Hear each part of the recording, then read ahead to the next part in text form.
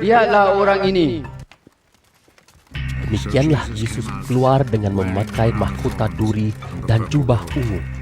Ketika ketua-ketua imam dan para pengawal rumah Tuhan melihat Yesus, mereka berseru, "Salibkan dia! Salibkan dia!"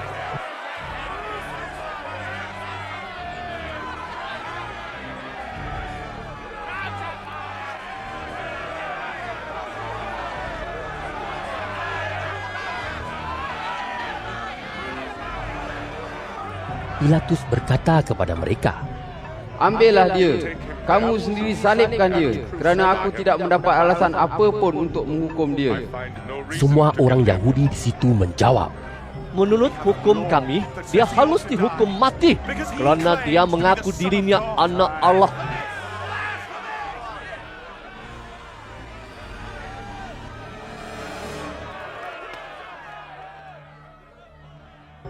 Apabila Pilatus mendengar kata-kata mereka, dia lebih takut lagi.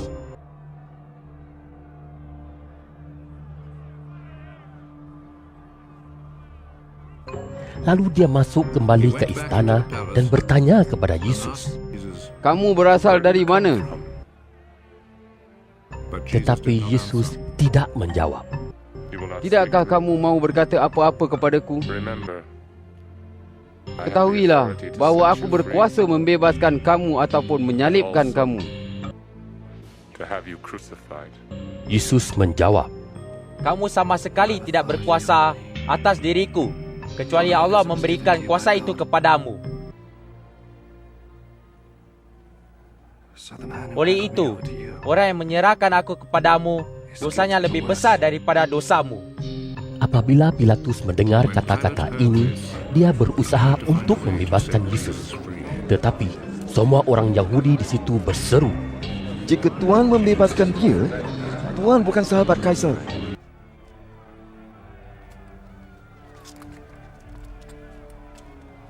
Sesiapa yang mengaku dirinya raja melawan Kaisar.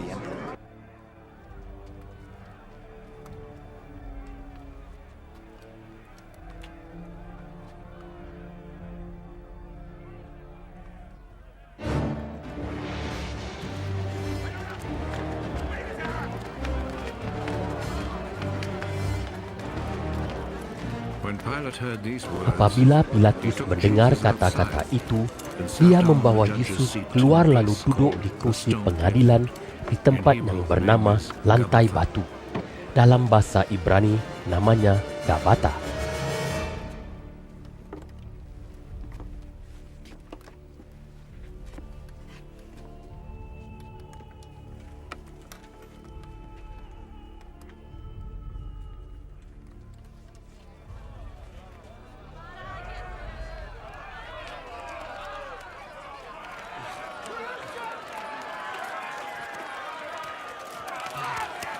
Masa itu hampir pukul 12 tengah hari dan esok perayaan Paskah.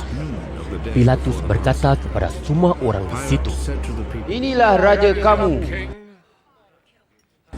Mereka berseru, Bunuh dia! Bunuh dia! Salibkan dia!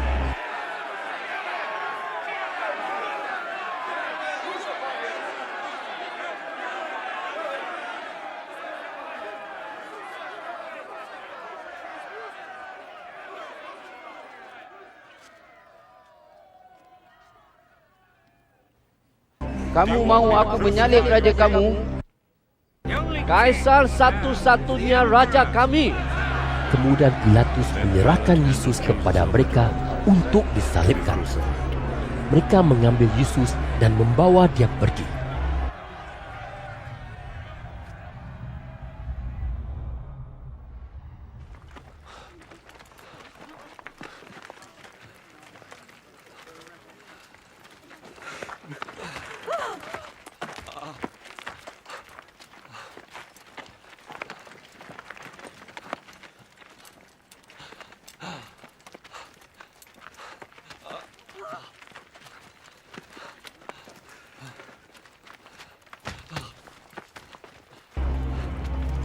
Sambil memikul salibnya, Yesus pergi keluar bandar ke tempat yang bernama Tempat Tengkorak. Dalam bahasa Ibrani, tempat itu disebut Golgota.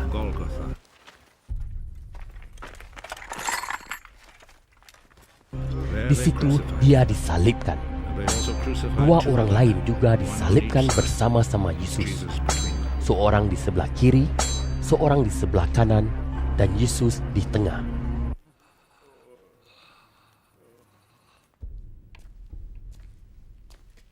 Pilatus menyuruh orang memasang papan kenyataan pada kayu salib Yesus. Papan kenyataan itu bertulis, Yesus dari Nazaret, Raja orang Yahudi.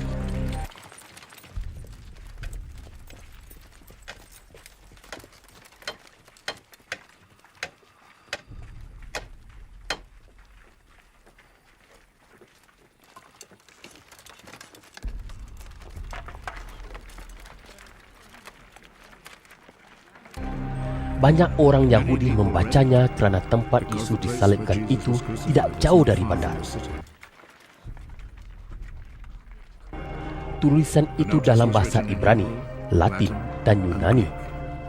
Ketua-ketua imam berkata kepada Pilatus, "Janganlah tulis Raja orang Yahudi, melainkan tulislah orang ini berkata, Aku Raja orang Yahudi." Apa yang sudah aku tulis tidak boleh diubah.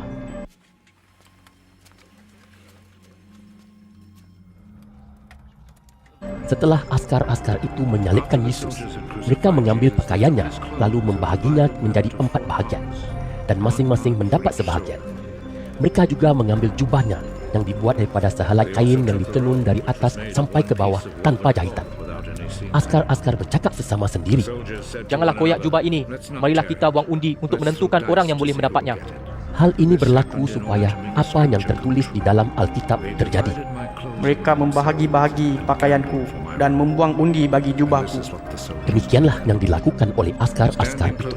Ibu Yesus, saudara perempuan ibunya, Maria istri Klopas, dan Maria Magdalena berdiri dekat salib itu. Yesus nampak ibunya dan pengikut yang dikasihinya berdiri di situ. Oleh itu, Yesus berkata kepada ibunya, Puan, dia anak Puan. Kemudian Yesus berkata kepada pengikut itu, Dia ibumu. Sejak itu, ibu Yesus tinggal di rumah pengikut itu. Yesus tahu bahawa sekarang semuanya sudah selesai, dan supaya apa yang tertulis di dalam Alkitab berlaku, dia berkata,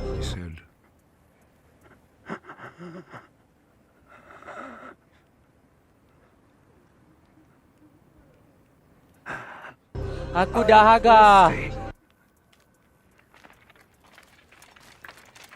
Di situ ada sebuah mangkuk yang penuh dengan wain murah. Sebuah bunga karang dicelupkan ke dalam wain itu, lalu dicucukkan pada hujung batang hisop dan kemudian dihulurkan ke mulut Yesus. Yesus mengecapnya, lalu berkata,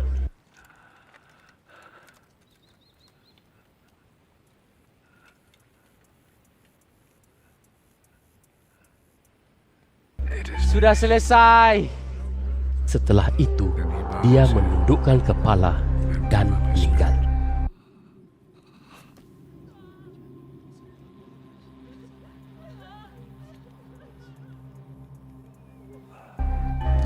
Hari itu sehari sebelum hari Sabat. Para penguasa Yahudi tidak mahu mayat orang yang disalibkan masih di kayu salib pada hari Sabat. Apalagi hari Sabat kali ini hari perayaan yang khas. Oleh itu, mereka meminta kebenaran Pilatus untuk mematahkan kaki orang yang disalibkan dan menurunkan mayat-mayat itu dari kayu salib. Oleh itu, askar-askar pergi mematahkan kaki kedua-dua orang yang disalibkan bersama-sama Yesus. Tetapi, apabila mereka sampai kepada Yesus, mereka melihat bahawa dia sudah meninggal. Oleh itu, mereka tidak mematahkan kakinya. Tetapi salah seorang askar menusuk-nusuk Yesus dengan tombak.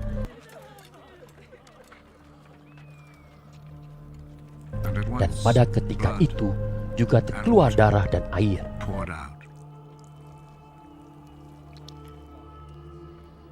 Demikianlah orang yang telah melihat kejadian ini memberikan kesaksiannya, supaya kamu pun percaya.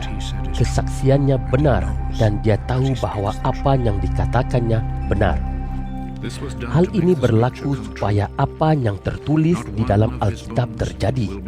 Tidak satu pun daripada tulangnya akan dipatahkan. Di dalam Alkitab juga tertulis, Orang akan memandang dia yang telah ditikam oleh mereka.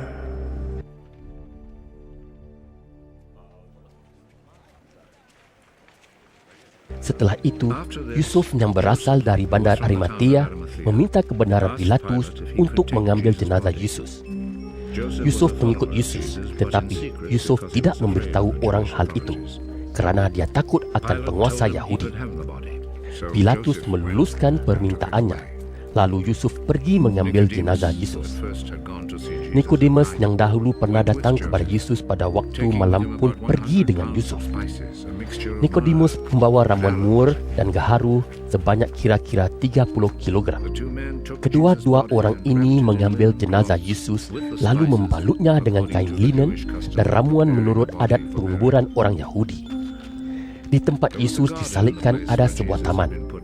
Di dalam taman itu terdapat sebuah kubur baru yang belum pernah digunakan. Kerana kubur ini dekat dan hari Sabat sudah hampir bermula, mereka meletakkan jenazah Yesus di situ. Pada pagi hari Minggu, semasa masih gelap, Maria Magdalena pergi ke kubur. Dia melihat batu penutup sudah digulingkan dari lubang kubur itu. Oleh itu, dia lari mencari Simon Petrus dan pengikut lain yang dikasihi oleh Yesus, lalu berkata kepada mereka, "Jenazah Tuhan telah diambil dari kubur dan kami tidak mengetahui tempat dia diletakkan."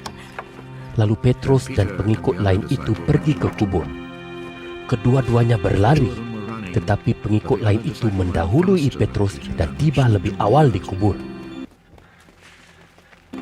Dia menjenguk ke dalam dan nampak kain linen di situ, tetapi dia tidak masuk ke dalam kubur. Simon Petrus menyusul dari belakang. Dia terus masuk ke dalam kubur itu. Dia nampak kain linen terletak di situ dan juga kain yang diikatkan pada kepala Yesus. Tetapi kain pengikat kepala itu tergulung tersendiri. Kemudian pengikut lain itu yang lebih dahulu tiba di kubur juga masuk. Dia melihat semuanya dan percaya.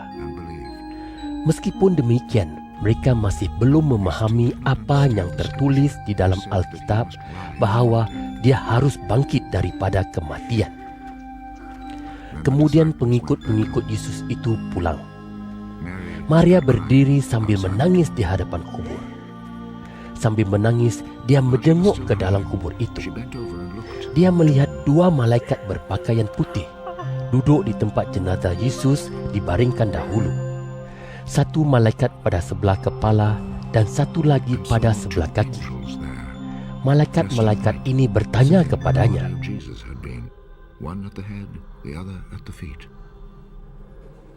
"Puan, mengapa menangis?" Maria menjawab, "Jenazah Tuhan saya telah diambil dan saya tidak mengetahui tempat dia diletakkan." Setelah berkata demikian, Maria berpaling dan nampak Yesus berdiri di situ. Tetapi Maria tidak tahu bahawa dia Yesus. Yesus bertanya kepadanya, "Puan, mengapa menangis? Siapakah yang Puan cari?" Maria menyangka dia itu tukang kebun. "Tuan, jika Tuan sudah memindahkan jenazah Yesus, beritahulah saya tempat Tuan meletakkan jenazahnya, supaya saya boleh pergi mengambil jenazahnya." Yesus berkata kepadanya, "Maria!" Maria berpaling kepada Yesus, lalu berkata dalam bahasa Ibrani, "Rabuni," yang bererti guru. Tetapi Yesus berkata kepadanya, "Jangan pegang aku, kerana aku belum lagi kembali kepada Bapa.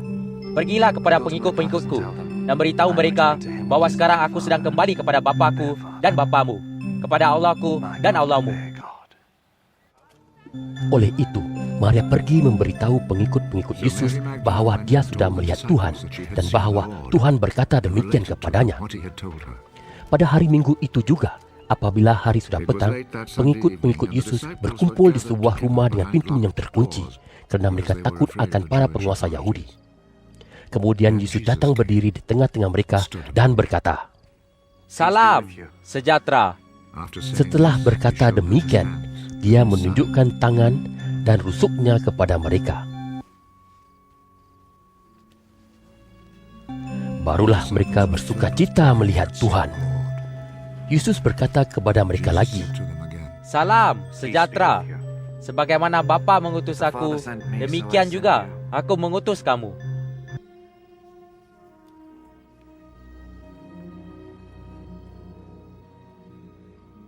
Kemudian Yesus mengembuskan nafasnya kepada mereka dan berkata,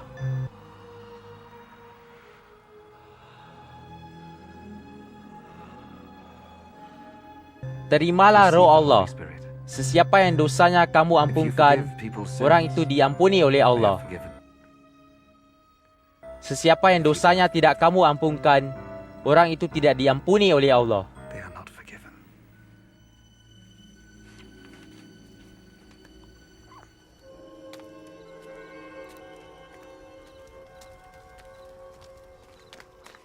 Thomas, yang disebut si kembar, seorang daripada 12 orang pengikut Yesus, tidak bersama-sama mereka ketika Yesus datang. Oleh itu, pengikut-pengikut lain memberitahu Thomas, Kami sudah melihat Tuhan. tetapi Thomas menjawab, Kecuali aku melihat bekas paku pada tangannya dan meletakkan jariku pada bekas luka itu, serta meletakkan tanganku pada rusuknya, aku tidak mahu percaya.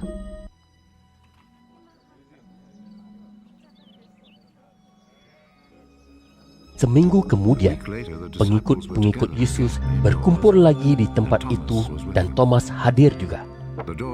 Semua pintu terkunci, tetapi Yesus datang dan berdiri di tengah-tengah mereka lalu berkata, Salam, sejahtera.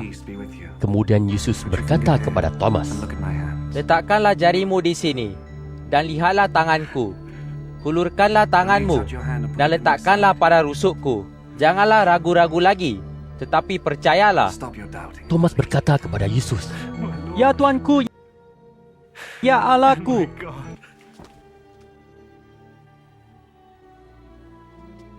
Yesus berkata kepadanya, Adakah kamu percaya kerana kamu sudah melihat aku? Berbahagialah orang yang percaya meskipun tidak melihat aku. banyak lagi mukjizat lain yang dilakukan oleh Yesus di hadapan pengikut-pengikutnya, tetapi tidak ditulis di dalam kitab ini. Tetapi semua ini ditulis supaya kamu percaya pada Yesus, Anak Allah, penyelamat yang diutus oleh Allah. Dan kerana kamu percaya kepadanya, kamu beroleh hidup sejati. Setelah itu, Yesus menampakkan diri sekali lagi kepada pengikut-pengikutnya di Tasik Tiberias. Beginilah peristiwa itu berlaku. Simon Petrus, Thomas yang disebut si kembar, Nathanael yang berasal dari Kana di Galilea, anak-anak Zebedius, dan 2 orang pengikut Yesus yang lain sedang berkumpul. Simon Petrus berkata kepada mereka, Aku hendak pergi menjala ikan. Mereka berkata kepadanya, Kami ikut. Oleh itu, mereka menaiki perahu lalu bertolak. Tetapi sepanjang malam itu, mereka tidak mendapat seekor ikan pun. Apabila matahari terbit, Yesus berdiri di pantai. Tetapi mereka tidak tahu bahawa dia Yesus. Kemudian Yesus bertanya kepada mereka, Hai kawan-kawan, adakah kamu mendapat ikan? Tidak, seekor pun tidak. Labuhkanlah jala ke sebelah kanan perahu, lalu kamu akan mendapat ikan.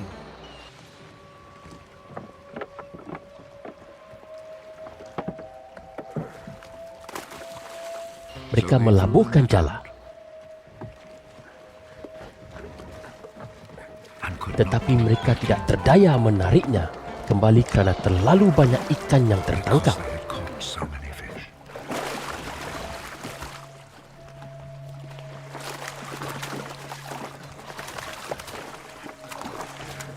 Pengikut yang dikasihi oleh Yesus berkata kepada Petrus, Dia Tuhan. Apabila Simon Petrus mendengar bahawa dia itu Tuhan, Petrus memakai bajunya yang ditanggalkannya semasa bekerja, lalu terjun ke dalam air. Pengikut-pengikut lain mendarat dengan perahu itu sambil menarik jala yang penuh dengan ikan. Mereka tidak berapa jauh dari darat, kira-kira 100 meter sahaja. Apabila mereka tiba di pantai, mereka melihat ikan dibakar di atas bara api dan roti pun ada di situ. Kemudian Yesus berkata kepada mereka, Bawalah beberapa ekor ikan yang baru kamu tangkap kemari. Simon Petrus pergi ke perahu lalu menyeret jala ke darat. Jala itu syarat dengan ikan yang besar-besar. Semuanya berjumlah 153 ekor. Meskipun ikan sebanyak itu tertangkap, jala itu tidak koyak. Yesus berkata kepada mereka, Marilah makan. Tidak seorang pun daripada pengikutnya berani bertanya, Siapakah Tuhan? Karena mereka tahu bahwa Dia Tuhan. Oleh itu, Yesus menghampiri mereka, mengambil roti, lalu memberikan roti itu kepada mereka. Dia berbuat demikian juga dengan ikan itu. Inilah kali ketiga Yesus menampakkan diri kepada pengikut-pengikutnya setelah Dia dibangkitkan daripada kematian. Setelah mereka makan, Yesus bertanya kepada Simon Petrus, Simon, anak Yohanes, adakah kamu lebih mengasihi aku daripada semua orang ini mengasihi aku? Ya Tuhan, Tuhan tahu bahawa aku mengasihi Tuhan. Peliharalah anak-anak dombaku. Untuk kali kedua, Yesus bertanya kepadanya, Simon, anak Yohanes, adakah kamu mengasihi aku? Ya Tuhan, Tuhan tahu bahawa aku mengasihi Tuhan. Yesus berkata kepadanya, Peliharalah domba-dombaku. Untuk kali ketiga, Yesus bertanya kepadanya, Simon, anak Yohanes, adakah kamu mengasihi aku? Petrus sedih kerana Yesus bertanya 3 kali kepadanya, Adakah kamu mengasihi aku? Oleh itu, Petrus menjawab, Ya Tuhan,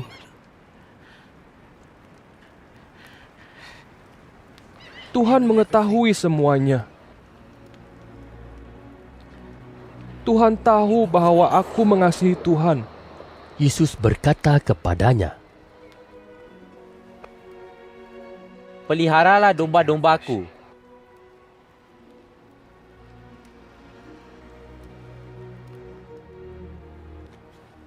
Apa yang aku katakan ini benar. Semasa kamu masih muda, kamu mengikat tali pinggang lalu pergi ke mana sahaja kamu mahu. Tetapi semasa kamu tua, kamu akan menghulurkan tangan, lalu seorang lain akan mengikat kamu dan membawa kamu ke tempat yang kamu tidak mahu pergi. Dengan kata-kata ini, Yesus menunjukkan bagaimana Petrus akan mati kelak untuk memuliakan Allah. Lalu Yesus berkata kepada Petrus, Ikutlah aku. Petrus berpaling dan melihat pengikut yang dikasihi oleh Yesus sedang mengikuti mereka. Dialah pengikut yang duduk dekat Yesus pada waktu makan dan bertanya kepadanya, Ya Tuhan, siapakah yang akan mengkhianati Tuhan? Tuhan, bagaimana dengan orang ini? Yesus menjawab, Jika aku mahu dia hidup sehingga aku kembali, apa kena mengenalnya dengan kamu? Tetapi kamu, ikutlah aku. Oleh itu, tersebarlah berita di kalangan pengikut Yesus bahawa pengikut itu tidak akan mati. Tetapi Yesus tidak berkata bahawa pengikut itu tidak akan mati, melainkan Yesus berkata, Jika aku mahu dia hidup sehingga aku kembali, apa kena mengenalnya dengan kamu? Dialah pengikut yang memberikan kesaksian tentang perkara-perkara ini. Dia juga sudah menulis semua itu. Kita tahu bahawa apa yang dikatakannya benar. Masih banyak lagi perkara lain yang dilakukan oleh Yesus. Jika semuanya ditulis satu persatu, pada hematku, seluruh dunia ini pun tidak cukup untuk memuat semua kitab yang akan ditulis itu.